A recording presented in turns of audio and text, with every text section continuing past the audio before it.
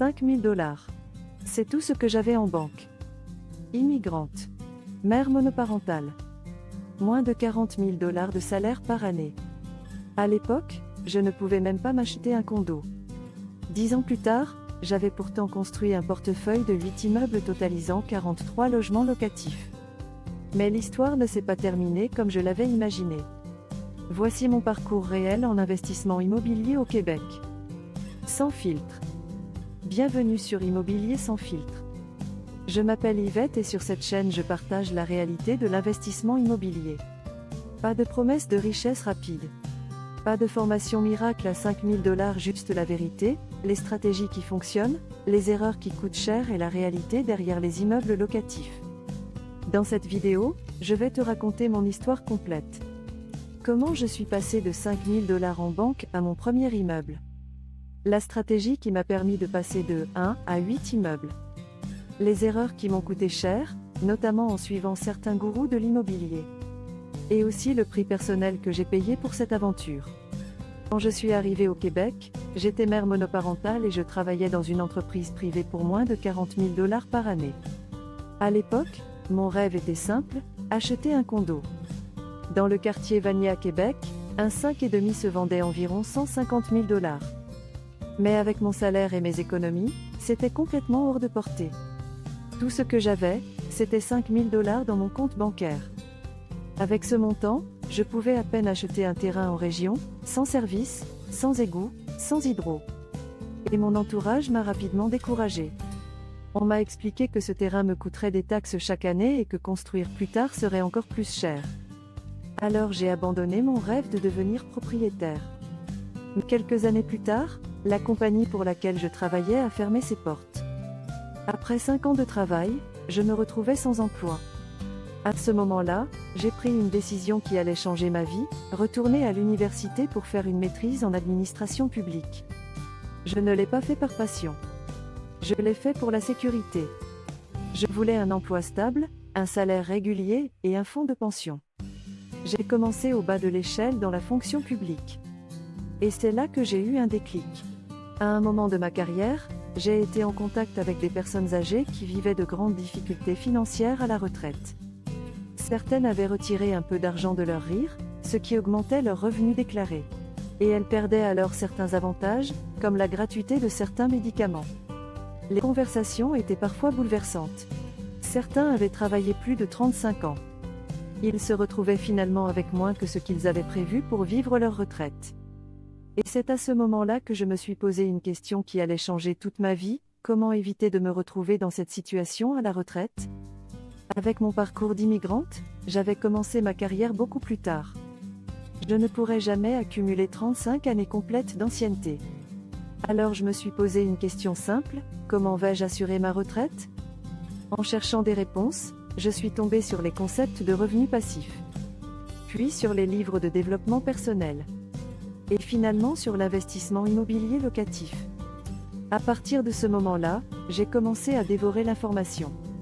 J'ai lu des dizaines de livres, suivi des séminaires et regardé des centaines d'heures de formation. L'immobilier est devenu une obsession. Pas pour devenir riche rapidement, mais pour ne pas dépendre uniquement d'un salaire et d'un fonds de pension. En 2018, je pensais enfin être prête. Nous avons refinancé la maison de mon conjoint de l'époque pour récupérer environ 80 000 $ d'équité pour une mise de fonds. Ce n'était pas un héritage ni l'argent de parents riches. Juste de l'équité accumulée dans une maison. Avec ce budget, impossible d'acheter un immeuble de 6 logements à Québec. Les prix étaient déjà trop élevés. Nous avons donc cherché en région. Et nous avons trouvé un immeuble semi-commercial situé à environ 1h45 de route de chez nous. Entre l'offre acceptée et la signature chez le notaire, il s'est écoulé plus de 7 mois. C'était notre premier immeuble multi-logement, avec un financement commercial et une structure en compagnie incorporée. Rien n'était simple. Dès l'achat, la réalité nous a rattrapés. Les galeries, les escaliers et les balcons devaient être refaits. Plusieurs logements nécessitaient des rénovations majeures. En plus de ça, certains locataires ne payaient pas leur loyer. Et après quelques mois sans paiement, notre local commercial s'est retrouvé vacant. Chaque fin de semaine, nous faisions presque 4 heures de route aller-retour pour travailler sur l'immeuble. Nous avions tous les deux des emplois à temps plein la semaine. L'immobilier locatif, ce n'est pas des photos Instagram devant un immeuble. C'est beaucoup de travail et beaucoup de sacrifices. Après ce premier achat, deux visions différentes sont apparues dans notre couple.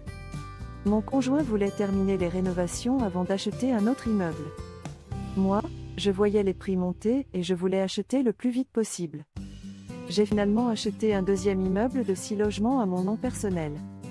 Pour la mise de fonds, j'ai combiné plusieurs stratégies de financement, en utilisant ce qu'on appelle l'argent des autres. Pour obtenir le financement, j'ai reçu 9 refus de banque des courtiers hypothécaires. La 10e réponse a été oui. Ce oui a tout changé. Grâce à ces différentes stratégies de financement, nous avons réussi à passer de 0 à 8 immeubles totalisant 43 logements locatifs en seulement 3 années. Mais la vitesse a un prix. La pression financière, les rénovations, les désaccords stratégiques et la charge de travail ont fini par fragiliser notre couple. Après la séparation, nous avons dû vendre presque tout le portefeuille immobilier. 5 ans de travail intense. 43 logements. Et pourtant je ne suis pas devenue riche. Le plus ironique, c'est qu'un an après la vente, le marché immobilier avait presque doublé. Malgré tout, je ne regrette rien, parce que cette expérience m'a appris des leçons que l'argent ne peut pas acheter. J'ai appris à analyser un immeuble, à négocier un financement créatif, à gérer des locataires difficiles, à survivre à une rénovation majeure à distance, à persévérer même après 9 refus bancaires. Et surtout j'ai compris que l'éducation est importante, mais que l'action l'est encore plus. La vie n'est pas un tableau Excel. Parfois, tu n'as pas le choix. Et c'est correct. L'important, c'est ce que tu fais après. Alors, après tout ça, quelles leçons tirer ? Leçon 1, l'éducation est essentielle, mais l'action est encore plus importante. J'ai passé des centaines d'heures à me former avant mon premier immeuble. Mais l'éducation sans action ne vaut rien. Leçon 2, ne suis pas aveuglément les gourous. On m'avait dit, un immeuble par compagnie incorporée. En réalité, ça peut coûter très cher en gestion et en impôts. Chaque stratégie doit être adaptée à ta situation, pas à celle d'un gourou. Leçon 3, ton couple doit être aligné. Si tu investis avec ton partenaire de vie, ayez la même vision. Discutez de la stratégie avant d'acheter. Et soyez prêt à ce que l'immobilier teste votre relation. Leçon 4, la persévérance paie. 9 refus bancaires avant un oui. Des loyers impayés. Un local commercial vacant. Le Covid. Si j'avais lâché au premier obstacle, je n'aurais jamais atteint 43 logements. Avant de terminer, voici les 3 choses à retenir de cette vidéo. C'est possible, même en partant de zéro. Immigrante. Mère monoparentale. 5 000 $ en banque.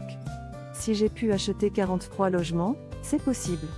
Mais ça demande de l'éducation, de la persévérance et beaucoup de courage. L'immobilier a un prix, et il n'est pas que financier. Ton temps, ton énergie, parfois tes relations. Le timing de la sortie est aussi important que le timing de l'entrée. Planifie autant la vente que l'achat. Si cette vidéo t'a touché, si tu t'es reconnu dans mon histoire, je te demande une seule chose, abonne-toi. Ici, je vais partager des chiffres réels, des stratégies testées sur le terrain, et la vérité sur l'investissement immobilier. Dans la prochaine vidéo, je vais te montrer comment je reconstruis aujourd'hui un portefeuille immobilier, avec une stratégie complètement différente. Laisse-moi un commentaire, c'est quoi ta plus grande peur avec l'immobilier ? Je lis tous les commentaires et je réponds. On se voit dans la prochaine vidéo.